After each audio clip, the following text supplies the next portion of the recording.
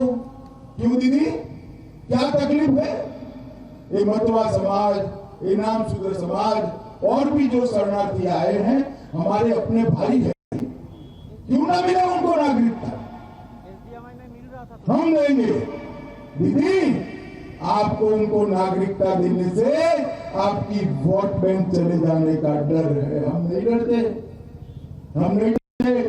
2 मई को आप सरकार बना दो, सारे शरणार्थियों को नागरिकता देने का काम ये भारतीय जनता पार्टी की सरकार है। ये उत्तर बंग को अब तक बहुत अन्याय किया है, बहुत अन्याय किया है। राजवंशी समाज के मेरे भाई, गोरखा समाज के मेरे भाई, ट्राइबल समाज के मेरे भाई, बहुत अन्याय सर। मैं आपको कहता हूं, अब उत्तर बंगाल के विकास को कोई नहीं रोक सकता। 2 मई को भाजपा सरकार बनने के साथ ही उत्तर बंग विकास बोर्ड की रचना कर हम उत्तर बंग के विकास को आगे बढ़ाएंगे। उत्तर बंगाल में कोई भी बड़ी बीमारी आ जाए कलकत्ते तक जाना पड़ता है या नहीं जाना पड़ता है भाई? अगर एम्स एक बन जाए उत्तर बंगाल में, कहीं पर भी उत्तर बंगाल में एक एम्स का बड़ा अस्पताल बन जाए तो आप लोगों को कलकत्ता जाना पड़ेगा? बनना चाहिए नहीं बनना चाहिए? दीदी ने नहीं है, 10 साल आपने उसको शासन करने का मौका दिया, उत्तर बंगाल में एम्स नहीं बनाया। मैं आपको कहता हूं कि 2 मई की सरकार बनने के बाद 6 ही महीने में उत्तर बंगाल में एम्स बनाने की शुरुआत भारतीय जनता पार्टी करेगी।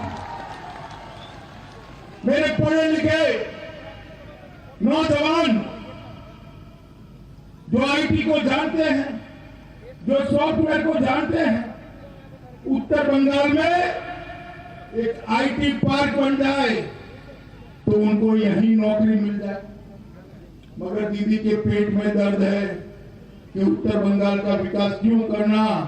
मैं कहता हूं 2 मई के बाद सिलीगुड़ी में एक आईटी पार्क बनाने का काम ये भारतीय जनता पार्टी की सरकार। एक सेंट्रल यूनिवर्सिटी रिसर्च के लिए, पढ़ाई लिखाई के लिए, डबल ग्रेजुएशन के लिए, आगे के स्तर की पढ़ाई के लिए सेंट्रल यूनिवर्सिटी उत्तर बंगाल में बननी चाहिए। अब तक नहीं बनी, दीदी ने मांग भी नहीं की। मैं आपको बताता हूं कि 2 मई के बाद एक सेंट्रल यूनिवर्सिटी बनाने का काम भारतीय जनता पार्टी की सरकार करेगी। मित्रों, इस सिलीगुड़ी और कलकत्ता के बीच में 700 किलोमीटर का अंतर है और खस्ता हाल रोड है। ये तो आपके पीठ के सारे अस्थि इधर उधर हो जाएंगे, आपके कमर हिल जाएगी। एक अच्छा नेता आगे होना चाहिए या नहीं होना चाहिए? भाजपा सरकार बनने के साथ ही 675 किलोमीटर का सुभाष चंद्र बोस नेशनल हाईवे सिलीगुड़ी से कलकत्ता 3 घंटे में आपको पहुंचा देंगे। इसकी शुरुआत हम करेंगे। मित्रों, 100 साल से कोरोनेशन ब्रिज का एक दूसरा ब्रिज बनाने की मांग है या नहीं है? सिलीगुड़ी से जलपाईगुड़ी, अलीपुरद्वार और कूच बिहार और आसाम को जोड़ने वाला बनना चाहिए या नहीं बनना चाहिए? दीदी नहीं बनाती है, मगर चिंता मत करो, दीदी जाने वाली है। भाजपा की सरकार आने वाली है। एक कोरोनेशन ब्रिज का विकल्प तुरंत ही भारतीय जनता पार्टी बनाए। और मैं आज ये घोषणा भी कर देता हूं, एक कोरोनेशन ब्रिज का नाम हमारे महान सेनापति चीला रॉय के नाम से रखा जाएगा, जिन्होंने मुगलों को यहां आने से रोका था। ये चीला रॉय ब्रिज पूरे उत्तर बंग को जोड़ने का काम करेगा। अब दीदी भाई, मैं देश का गृह मंत्री हूं, आपसे बात करने के लिए आया हूं। दीदी कहती है मैं बाहरी हूं। मैं बाहरी हूं भाई? मैं देश का वासी हूं या नहीं हूं? देश के प्रधानमंत्री को वो बाहरी कहती है। पीएम साहब बाहरी है क्या? अरे दीदी, बाहरी कौन है मैं बताता हूं आपको। आपका ज्ञान बहुत अल्प है। कौन बाहरी है मुझसे सुन लो। ये कम्युनिस्ट जो है ना, उनकी आइडियोलॉजी बाहरी है, चीन से और रसिया से लाए हैं। कांग्रेस की लीडरशिप बाहरी है, इटली से आई है, इटली से आई है। और तृणमूल कांग्रेस वाले सुन लो, आपकी वोट बैंक बाहरी है, घुसपैठिए है, घुसपैठिए है। मैं तो इसी देश में जन्मा, इसी देश में जलकर मिट्टी में मिल जाऊंगा। मैं बाहरी कैसे हो सकता हूं? मैं कैसे बाहरी हो सकता हूं? दीदी, आप बंगाल की जनता को ज्यादा समय तक बहका नहीं सकती है। बंगाल की जनता जानती है कि बंगाल का मुख्यमंत्री इसी बंगाल का धरती पुत्र होने वाला है। आप क्या बाहरी फितरी की बात करती हो दीदी? आप तो घुसपैठियों के आधार पर चलती हो। कोई बंगाल की अगर कोई एक पार्टी है तो मेरी पार्टी भारतीय जनता पार्टी है, जो श्यामा प्रसाद मुखर्जी बंगाल के सपूत थे, उन्होंने स्थापना की थी। वो पार्टी मेरी पार्टी है, भारतीय जनता पार्टी है। दीदी को लगता है कि उनके खिलाफ चुनाव हम लड़ रहे। हर रोज मुझे गाली बोलती, अमित शाह इस्तीफा दे दे, अमित शाह इस्तीफा दे दे, अमित शाह इस्तीफा दे दे। मेरे जितना नाम बंगाल का बोली होती तो शायद चुनाव भी जीत जाती। मुझे बताओ भाइयों, माताओं, बहनों, मुझे इस्तीफा देना है क्या? आप कहो तो मैं दे दूं। जोर से बोलो, देना है? और जोर से बोलो, देना है? अरे दीदी सुन लो, बंगाल की जनता तो ना बोल रही है। जिस दिन बंगाल की जनता कहेगी मैं इस्तीफा दे दूंगा, आपको पूछने नहीं आऊंगा, ये बंगाल की जनता मेरी मालिक है, मालिक। मगर आप ऐसा मत सोचना आप बच जाओगी। 2 मई को बंगाल की जनता आपको इस्तीफा देने के लिए कहेगी। इस्तीफा तैयार रखना, 2 मई को देना पड़ेगा। ये चुनाव मेरे इस्तीफे का नहीं है दीदी, आपके इस्तीफे का चुनाव है। आपको जाने के लिए कह मित्रों, दार्जिलिंग यही सटा हुआ है, चाय बागान, ये पूरे उत्तर बंगाल का संस्कार भी है, आमदनी का केंद्र भी है। मगर दीदी को चाय और चाय वाले दोनों से दुश्मनी है। चाय बागान वालों की मजदूरी नहीं बढ़ाती और चाय वाले के बेटे मोदी जी को गालियां बोलती है। दोनों से दुश्मनी है। मगर आप चिंता मत करो चाय बागान वालों, भारतीय जनता पार्टी की सरकार आते ही आपके श्रमिक वेतन को 350 रुपए तक बढ़ाने का काम भारतीय चाय बागान के अंदर 1000 करोड़ से आपके आवास भी बनाए जाएंगे, आपके लिए स्वास्थ्य केंद्र भी बनाए जाएंगे, आपके बच्चों के पढ़ने के लिए प्राथमिक शालाएं भी बनाई जाएंगी। दीदी को भले चाय बागान से दुश्मनी हो, हम तो चाय बागान के श्रमिकों को बहुत प्यार करते हैं। इतनी सारी माताएं बहनें दीदी यहाँ बैठी है, बच्ची पढ़ने जाती है तो फीस मांगते हैं ना फीस कॉलेज में, एसएससी में। मैं आपको बता देता हूं, भाजपा की सरकार बनने की बाद में बच्चियों को केजी से पीजी तक की कोई फीस नहीं देनी पड़ेगी, कोई फीस। सारी माताएं बहनें बताइए, बस में आप बैठती है तो कंडक्टर टिकट काटता है ना, आपका काटता है ना, ट्रेन में टिकट लगती है ना, कलकत्ते जाओ तो मेट्रो में लगती है ना। 2 मई के बाद बंगाल में किसी माँ बेटी बहन को टिकट लेने की जरूरत नहीं है, सबको फ्री ऑफ कॉस्ट यातायात करने दी। मित्रों, मोदी जी ने चाय बागान के मजदूरों के लिए ढेर सारे काम किए। ये दार्जिलिंग में आज भी डीआई का पद्धति है, हम इसको अंग्रेजों के काले कानून को खत्म करने वाले हैं। हमने तय किया है फॉरेस्ट का एक्ट भी हम वहां लागू करेंगे। हमने तय किया है उत्तर बंगाल में पहाड़ी पर हर्बल चिकित्सा के लिए एक इंडस्ट्रियल फार्मा पार्क बनाने का काम हम करेंगे।